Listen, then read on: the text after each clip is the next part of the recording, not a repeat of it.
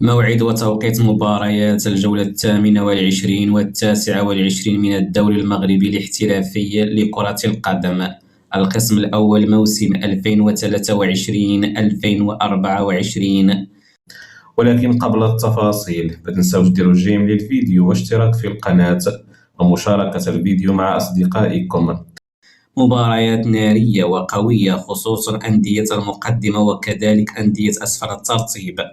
ومباراة القمة في الجولة 29، مباراة الديربي البيضاوي بين الوداد الرياضي والرجاء الرياضي. وموعد المباراة يوم الأحد 2 يونيو 2024 على الساعة 7 مساء.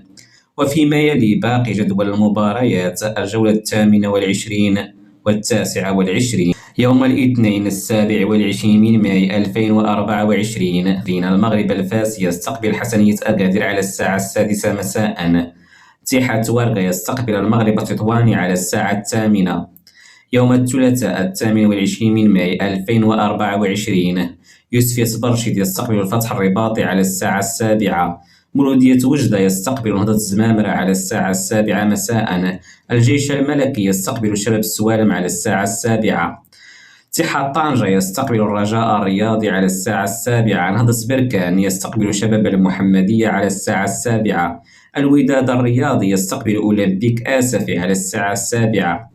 يوم السبت 1 من يونيو 2024 الجولة 29، أولمبيك آسفي يستقبل اتحاد ورقة على الساعة 7.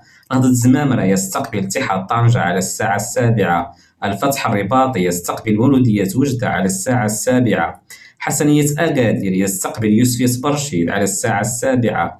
شباب المحمدية يستقبل المغرب الفاسي على الساعة 7. شباب السوالم الرياضي يستقبل نهضة بركان على الساعة 7. يوم الأحد 2 من يونيو 2024 الجولة 29، المغرب التطواني يستقبل الجيش الملكي على الساعة 6.